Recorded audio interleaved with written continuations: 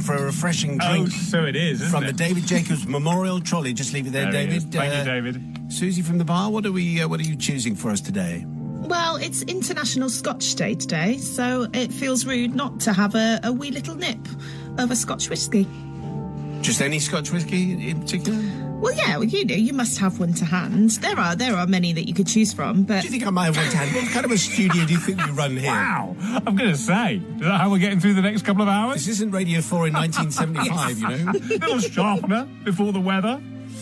Why not? Okay, all right, very good. Okay, International Whiskey Day. Who knew? Yes.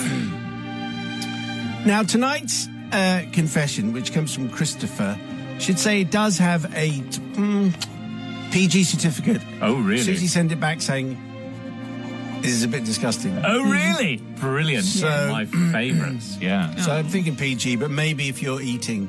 Oh, even better. Stop eating. Christopher says, Simon, Matt and Susie, the Trinity of Contrite Atonement. Oh, very good.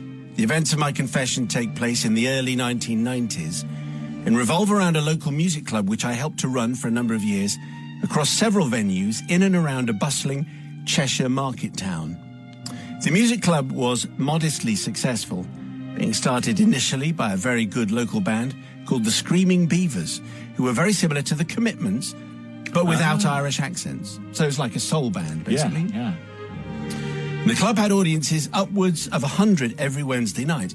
We booked local, regional and occasionally international music acts with an eclectic range of styles, catering for most tastes. We occasionally interspersed these with comedy stars of the day, such as Hattie Hayridge. Oh, Hattie Hayridge, yes, from Red Dwarf, yeah. And Bob Carroll-G's. Spit the Dog, yeah. The Dog, yeah. from Tiswas. Wow. Tiswas, correct. Memories flooding back. Over the years, we booked many acts to play at the club, and for the most part, they were incredibly talented. Very nice people to work with, too. Occasionally, though, as in any industry, you'd come across an individual who was neither of the above. One such person sang for a local band, and from his demeanour, you would have thought that he was an international megastar. He had a serious diva streak, which is inversely proportional to his mediocre talent. He was consistently obnoxious to all and sundry, particularly to the sound and light engineers. Can I say, always a very, very bad idea. Mm-hmm. People who were only there to help make him look and sound good. He moaned and whinged all the way through the sound check in a completely unconvincing Mockney accent, trying his hardest to sound like Johnny Rotten, but failing miserably. Phrases such as, I can hear my vocals amongst that rubbish coming through the monitors. Yeah, that is like someone trying to be Johnny Rotten. Get that light out of my eyes, you toe rag. I bet I know who this is. Anyway, rang around the venue when he was around, and even his fellow band members constantly rolled their eyes behind his back at each infantile tantrum. Got a few Top of the Pop stories like this, but anyway. Now, here we get to the nub of the matter. The musical artists were sometimes supported by the odd novelty act. And one of these was a lovely local chap called Paul, who developed a character called Mr. Methane. Oh, yeah. I think we're getting to the point where the reason why Sue sent this one back. He was a very successful performing flatulist. Yes. Or professional breaker of wind. Uh-huh. He looked very smart, resplendent in his vivid green and purple figure-hugging lycra outfit with matching mask and cape.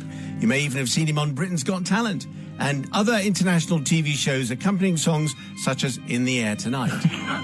Oh, very good. Now, my part in running the club, aside from occasionally performing with my band, was as the resident in-house sound engineer, running the big desk at the back of the room and all the speakers and microphones and so on. Now, as I'm sure you and your colleagues are aware, the wire mesh and foam windshield on the top of your industry-standard SM58 microphone can be unscrewed for cleaning or replacement if damaged. Taking into account the placement and proximity of the microphone for Mr. Methane's the regions, I used to take the precaution of always swapping the microphone grill for an old, much-used and slightly dented one, which I kept for that very purpose. In case you haven't guessed it, Father Simon, I'd like to seek forgiveness, please, From the Holy Collective, not from Mr. Methane or from the audiences who had to listen to his renditions of classics such as Gone with the Wind, as they were, in all fairness, extremely funny.